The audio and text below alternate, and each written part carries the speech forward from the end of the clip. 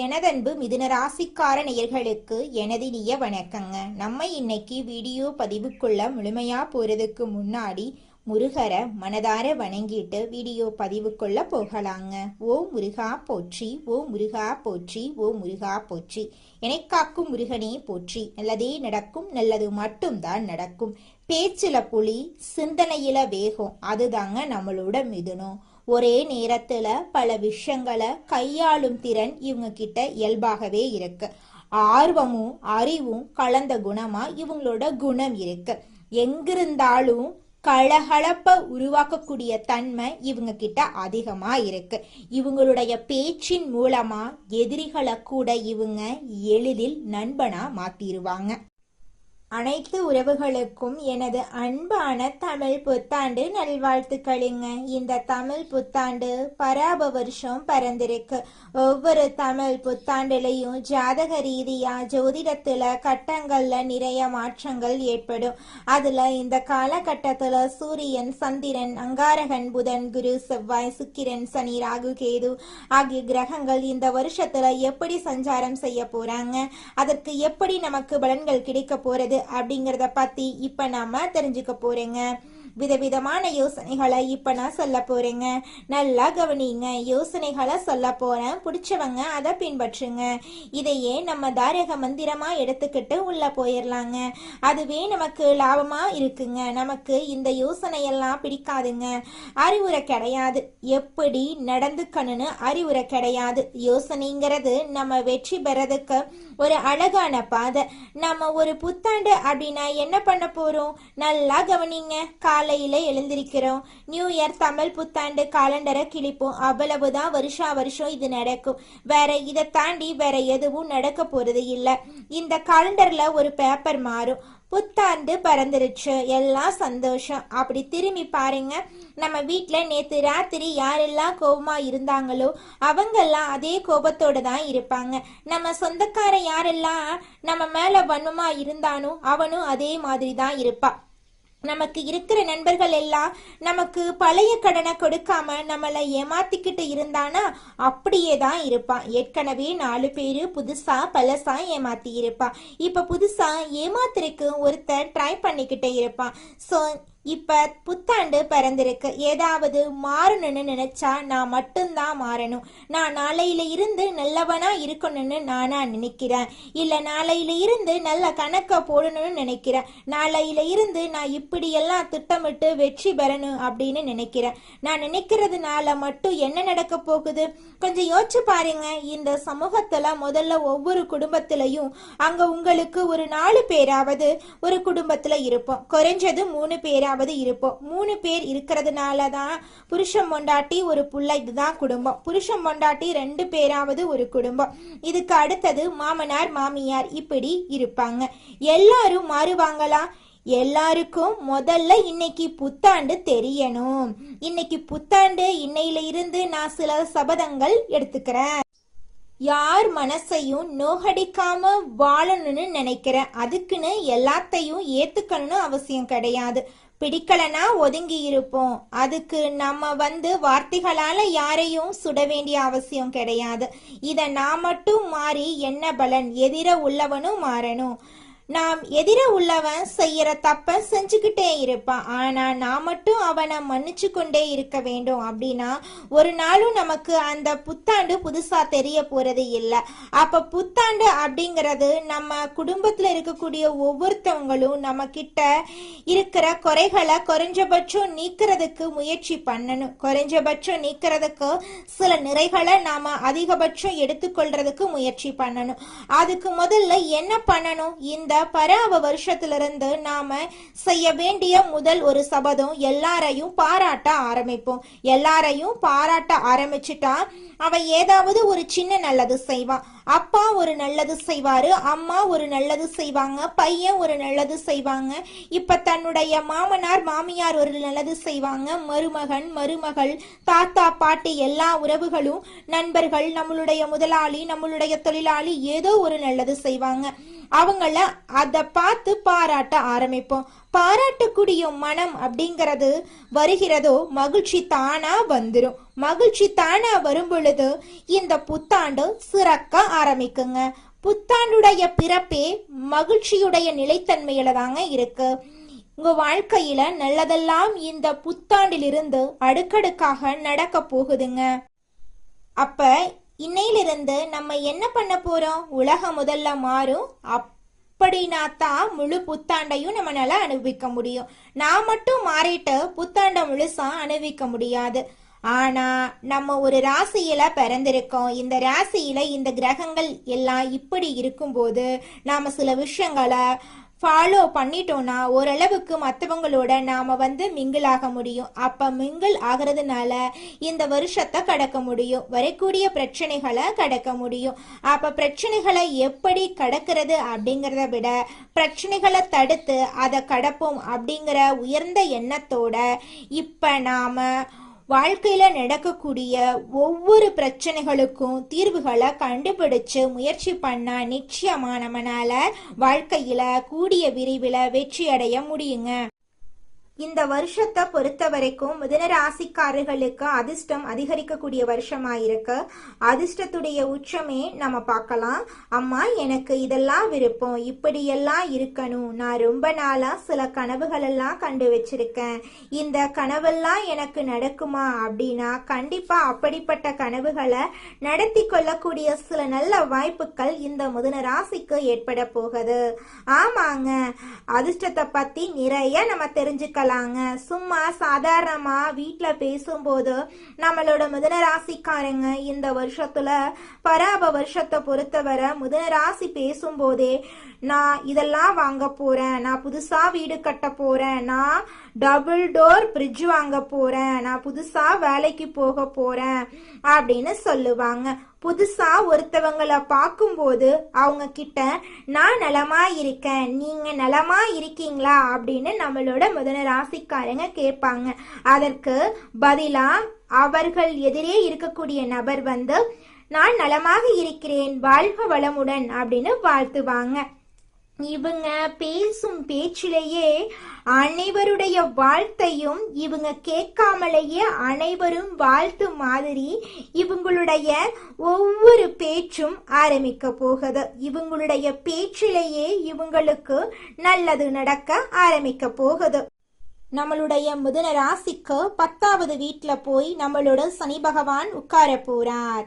சனி பகவான் நம்மளுடைய பலத்தை நம்ம தீர்மானம் பண்றதுக்கான பிளானை கொடுக்க போறார். மிதுன ராசிக்காரர்களே, நீங்க வீடு கட்டணும்னா ஆசைப்படி வீடு கட்டிக்கோ, நீ கல்யாணம் பண்ணிக்கணும்னா நீ ஆசைப்படுறவங்களை கல்யாணம் பண்ணிக்கோ. மிதுன ராசிக்காரர்களே, இந்த காலகட்டத்துல உங்களால செய்ய முடியாது, பேச முடியாது அப்படிங்கிற திங்கிங்கெல்லாம் நீங்க போக வேண்டாங்க. இந்த வருஷத்துல உங்க வாழ்க்கையில தடைபட்ட அனைத்து காரியங்களுமே தங்கு தடையின்றி நடக்க போகுது. கல்வியில முன்னேற்றம் ஏற்பட போகுது. திருமணம் ஆகாதவர்களுக்கு உங்களுக்கேற்ற சரியான வாழ்க்கை துணையோடு திருமணம் நடக்க போகுது. பயணங்கள் மூலம் உங்களுக்கு லாபம் கிடைக்க போகுது. வேலை வாய்ப்புகள் உங்களை தேடி. நாம நல்லா இருக்கணும் அப்படின்னா நமக்கு பிடிச்ச விஷயங்களை நாம சிந்திக்க ஆரம்பிப்போம். பிடிச்ச விஷயங்களை மட்டும் செய்யலாம், நமக்கு பிடிச்ச மாதிரி வாழ ஆரம்பிப்போம். மற்றவங்களை ரொம்ப மைண்ட்ல எடுத்துக்கிட்டு நம்மளோட சந்தோஷத்தை தொலைச்சிட வேண்டாம். இந்த உலகம் ஒரு சூது கவக்கூடிய உலகமா இருக்கு. இந்த குடும்பங்கள் சூது கவக்கூடிய குடும்பங்களா இருக்கு. குடும்ப உறுப்பினர்களும் அப்படித்தான் நடந்துக்கிறாங்க. நிறைய பேர் வீட்டுல பொய் சொல்றாங்க, உண்மையா இருக்கிற மாட்டேங்கிறாங்க. ஒட்டு மொத்த ஒரு உலகத்தையும் நம்மளோட ஒரு ஆளால திருத்தலாம் முடியாதுங்க. எல்லோரும் திருந்துறதுக்கு முயற்சி பண்ணாதான் எல்லாரையும் திருத்த முடியும். அதனால இந்த வருஷ பரப்புல இருந்து ஒண்ணு செய்யலாங்க. எல்லோரிடமும் எல்லார்கிட்டையும் எதிர்பார்க்காம நம்ம நடந்துக்கிறத பார்த்து அவங்க நடந்துக்கிற அளவுக்கு நாம சில மாற்றங்களை உண்டு பண்ணுவோம். நம்ம நல்லதா நடந்துக்க ஆரம்பிப்போம். இந்த உலகமும் நல்ல விதமா நடந்துக்க ஆரம்பிக்கும். ஸோ நம்ம விதை எதை போடுறோமோ அதை கண்டிப்பா பயிர் அறுவடை செய்வோம். இந்த வருஷம் ரொம்ப சிறப்பா இருக்கும். எல்லாரும் உடல் நலத்தோட சந்தோஷமான வாழ்க்கைய வாழ போறீங்க. களையாத கல்வி, குறையாத வயது, கவடு வராத நட்பு, கன்றாத வளமை, குன்றாத இளமை, கழுவினி இல்லாத உடல், சடியாத மனம், அன்பகலாத கணவன் மனைவி உறவு, நண்பர்கள். ஏனா நான் கொஞ்சம் மாத்தித்தாய் இந்த இடத்துல சொல்றேன். எல்லாமே இதுல வரணும்னா அன்பகலாத, தவறாத சந்தானம், தாழாத கீர்த்தி, மாறாத வார்த்தை, தடைகள் வராத கொடை, நம்ம கொடுக்கறத கூட இன்னொருத்தன் தடுத்து நிறுத்திடக்கூடாது. தடைகள் வராத கொடை, தொலையாத நிதி, இதயம் கோணாத கோள், ஒரு துன்பமில்லாத நல்வாழ்வு கிடைக்க பராசக்தி அபிராமி அன்னையை வணங்கி நம்மளுடைய புத்தாண்டை தொடங்கலாங்க. நிச்சயமாக நம்மளுக்கு இந்த புத்தாண்டுல நல்லது தாங்க நடக்கும். இந்த புத்தாண்டு சிறப்பாக இருக்கும். மன நம்பிக்கையும் மன தைரியமும் முதல்ல நம்ம விதைக்கலாம். எதுவும் நம்மளால் முடியும். நன்மையும் தீமையும் நம்மளாதான் வருது, நம்ம செயலாலதான் வருது, சொல்லாலதான் வருது. நல்லதே செய்வோம், நல்லதை செய்வோம், நல்லதே நடக்கும். அடுத்ததாக நம்முடைய மிதுனம் ராசியில் இருக்கக்கூடிய ஒவ்வொரு நட்சத்திரக்காரர்களுக்கும் இந்த மாதம் எப்படி அமைஞ்சிருக்கு அப்படின்னு பார்க்கலாங்க. நம்மளோட மிதுனம் ராசியில் இருக்கக்கூடிய முதலாவது நட்சத்திரம் மிருக சீரிசம் 3, 4ஆம் பாதம். உங்களுக்கு இந்த மாதம் எப்படி அமைஞ்சிருக்குன்னு தெரிஞ்சுக்கலாங்க. இந்த மாதம் சில காரியங்கள் எதிர்மறையா நடக்கும். நீங்க இதுவரை எதிர்பார்த்த காரியங்கள் எல்லாம் இழுபறியாக நிறைவேறாம இருந்தாலும் ஏதாவது ஒரு வகையில எப்படியும் நடந்துவிடும் அப்படிங்கிற நம்பிக்கை உங்களுடைய மனசுல பிறக்கும். இது நாள் வரைக்கும் உங்களை வேண்டான்னு உதறி தள்ளிட்டு போன சொந்த பந்தங்கள் எல்லோருமே இனி வரக்கூடிய காலங்கள்ல உங்களை தேடி வரப்போறாங்க. உங்க வாழ்க்கையில தடைபட்ட அனைத்து காரியங்களுமே இனி வரக்கூடிய காலங்கள்ல தங்கு தடையின்றி நடக்க போகுதுங்க. அடுத்ததாக நம்முடைய மிதுனம் ராசியில் இருக்கக்கூடிய நட்சத்திரம் திருவாதிரை. உங்களுக்கு இந்த மாதம் எப்படி அமைஞ்சிருக்குன்னு பார்க்கலாங்க. இந்த மாதம் பழகும் மனிதர்களின் வார்த்தைகளை நம்புறதா வேண்டாமா அப்படிங்கிற சமயத்துல சந்தேகம் ஏற்படலாம். ராகு சஞ்சாரத்தால வாழ்க்கையில பிடிப்பும் ஆர்வமும் இல்லாம சலிப்பை உண்டாக்குனாலும் ராசிநாதனோட பலத்தால பாதிப்பை உண்டாக்காம காப்பாற்றி வருவாரு. இனிப்பும் கசப்பும் மாறி மாறி இன்றைய பலன்கள் உங்களுக்கு இருக்குதுங்க. உங்களோட வாழ்க்கையில நல்லது தாங்க நடக்கும். கெட்டது அப்படிங்கிற பேச்சுக்கெல்லாம் துளி கூட இடம் கிடையாதுங்க. திருமணம் ஆகாதவங்களுக்கு திருமண தடை நீங்கி உங்களுக்கேற்ற சரியான வாழ்க்கை துணையோடு திருமணம் நடக்க போகுதுங்க. அடுத்ததாக நம்முடைய மிதுனம் ராசியில் இருக்கக்கூடிய நட்சத்திரம் புனர்பூசம் 1, 2, 3ஆம் பாதம். உங்களுக்கு இந்த மாதம் எப்படி அமைஞ்சிருக்குன்னு பார்க்கலாங்க. இந்த மாதம் குடும்பத்துல நிலவி வந்த பிரச்சனைகள் மறையும். சிலருக்கு திருமணம் மற்றும் சுப நிகழ்ச்சிகள் நடப்பதுல தாமதம் ஏற்படும். யாருக்கும் வாக்கு கொடுக்கும் முன்னாடி ஆலோசனை செய்யறது உங்க வாழ்க்கைக்கு ரொம்பவும் நல்லதுங்க. ஒருத்தங்கிட்ட பேசும் போதும் சரிங்க, ஒரு செயலை செய்யும் போதும் சரி, இவங்க கிட்ட போய் இந்த சொல்லலாமா, இந்த செயலை செய்யலாமா, இதனால நம்மளுக்கு ஏதாவது பிரச்சனை வருமா, நம்மளை சுத்தி இருக்கிறவங்களுக்கு ஏதாவது பிரச்சனை வருமானு 1க்கு 2 முறை ஆலோசனை பண்ணி செயல்படுறது உங்களுக்கும் நல்லதுங்க, உங்களை சுத்தி இருக்கிறவங்களுக்கும் நல்லதுங்க. புதன் கிழமைகள்ல நவ கிரகத்தில் புதனை நெய்தீபம் ஏத்தி வணங்குனீங்க, உங்க வாழ்க்கையில இருக்கக்கூடிய அனைத்து பிரச்சனைகளும் காணாம போயிரும். உங்க எண்ணம் போல உங்க வாழ்க்கையில நல்லது மட்டும்தாங்க நடக்கும். கெட்டதுங்கிற பேச்சுக்கெல்லாம் துளி கூட இடம் கிடையாதுங்க. ஜோதிட சாஸ்திரத்துல 3ஆவதா அமைந்துள்ள ராசி தாங்க நம்மளோட மிதுனம் ராசி. நம்மளோட மிதுனம் ராசிக்காரங்க தைரியசாலியா இருப்பாங்க. மிதுனம் ராசியனுடைய அதிபதியின் புதன் பகவானுங்க. மிதுனம் ராசியில் இருக்கக்கூடிய நட்சத்திரம் யாராருன்னு பார்த்தீங்கன்னா மிருக சீரிசம் 3, 4ஆம் பாதங்க, திருவாதிரை, புனர்பூசம் 1, 2, 3ஆம் பாதம். இவங்க எல்லாரும் நம்மளோட மிதுனம் ராசியில இருக்கக்கூடிய நட்சத்திரங்க. புதன் பகவான் மிதுனம் ராசிய ஆட்சி செய்யறாருங்க. நம்மளோட மிதுனம் ராசிக்காரங்களுக்கு நட்பு ராசியா இருக்கக்கூடியவங்க யாராருன்னு பார்த்தீங்கன்னா ரிஷபம், கன்னி, துலாம். இவங்க எல்லாரும் நம்மளோட மிதுனம் ராசிக்காரங்களுக்கு நட்பு ராசியா இருக்காங்க. மிதுனம் ராசிக்காரங்க வாழ்க்கையில எவ்வளவு கஷ்டம் வந்தாலும் தைரியத்தை விட மாட்டாங்க. முயற்சி பண்ணிக்கிட்டே இருப்பாங்க. அடுத்தவங்க செய்ய முடியாதுன்னு ஒதுக்கி வச்ச காரியத்தை கூட அழகா திட்டம் தீட்டி அந்த காரியத்துல வெற்றி அடையக்கூடியவங்களா இருப்பாங்க. நம்மளோட மிதுனம் ராசிக்காரங்க எப்போதுமே சுறுசுறுப்பா இருப்பாங்க. மீன் போன்ற அழகிய கண்களை கொண்டவங்களா இவங்க இருப்பாங்க. இவங்களுக்கு சோம்பேறித்தனம் சுத்தமா கிடையாதுங்க. மிதுனம் ராசிக்காரர்களே, நீங்கள் உங்கள் வாழ்க்கையில் முக்கிய முடிவுகள் எடுக்கும்போது கவனமாக இருக்கணுங்க. ஒருத்தங்கிட்ட பேசும்போதும் சரிங்க, ஒரு செயலை செய்யும் போதும் சரிங்க, 1க்கு 2 முறை ஆலோசனை பண்ணிட்டு தான் நீங்கள் ஒருத்தங்கிட்ட ஒரு சொல்லணும். அவங்கக்கிட்ட அந்த சொன்னால் நம்மளுக்கு ஏதாவது பிரச்சனை வருமா, நம்மளை சுற்றி இருக்கிறவங்களுக்கு ஏதாவது பிரச்சனை வருமானு யோசிச்சு பார்த்துட்டு முடிவெடுக்கணுங்க. அதே நேரத்தில் நீங்கள் ஒரு செயலை செஞ்சாலும் இந்த செயலை செஞ்சால் நம்மளை சுற்றி இருக்கிறவங்களுக்கு இது ஏதாவது பிரச்சனை வந்துடுமோ, நம்மளுக்கே ஏதாவது பிரச்சனை வந்துருமோ அப்படின்னு 1க்கு 2-3 ஆலோசனை பண்ணிட்டு நீங்க முக்கிய முடிவுகள் எடுக்கிறது ரொம்பவும் நல்லதுங்க. எடுத்துக்காட்டுக்கு சொல்ல போனா, நீங்க கிட்ட 1,00,000 பணம் இருக்குதுங்க. அந்த 1,00,000 பணத்தை வச்சு ஒரு தொழில் தொடங்கணும்னு நினைக்கிறீங்க. அந்த நேரத்தில் உங்களுடைய உறவுகளும் நண்பர்களும், என்னப்பா நீ 1,00,000 தொழில் தொடங்குறன்னு சொல்ற, அது சின்ன தொழிலாக தான் இருக்கும், போய் பேங்க்ல போய் ஒரு 2-3 லட்சம் கடனை வாங்கி ஒரு 4-5 லட்சத்துக்கு ஒரு தொழில் தொடங்கினா கூட பரவாயில்ல அப்படின்னு எல்லாம் சொல்லுவாங்க. நீங்கள் அவங்களாம் சொல்கிறத கேட்டுட்டு பேங்க்கில் போய் கடன் வாங்குறது, வட்டிக்கு போய் கடன் வாங்குறது அப்படிங்கிற வேலையை பார்த்தீங்கன்னா அது உங்களுக்கு பெரிய பிரச்சனையை கொண்டு வந்து விட்டுருங்க.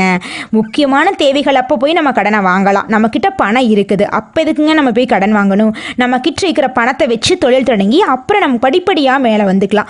ஒரே படத்துலையெல்லாம் ஒரே பாட்டில் பணக்காரர் ஆகிற மாதிரி நம்ம உண்மையான வாழ்க்கையில் ஒரே பாட்டிலையெல்லாம் பணக்காரர் ஆக முடியாதுங்க. அடுத்தவங்க சொல்கிறத கேட்கறதுக்கு முன்னாடி அவங்க சொல்கிறது நல்லதா, நம்மளுடைய நல்லதுக்கு சொல்றாங்களா, இல்லை நம்மளை கொண்டு போய் பிரச்சனையில மாட்டி விடுறதுக்கு சொல்றாங்களா அப்படிங்கிறத யோசிச்சு பார்த்து செயல்படுறது உங்க வாழ்க்கைக்கு ரொம்பவும் நல்லதுங்க.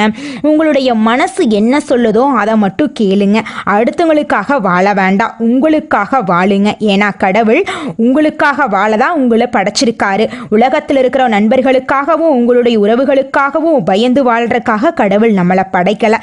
நம்ம யாரை கண்டு பயக்கணும்னு பார்த்தீங்கன்னா, நம்மளை படைச்ச கடவுளை கண்டு மட்டும் பயந்தா போதுங்க.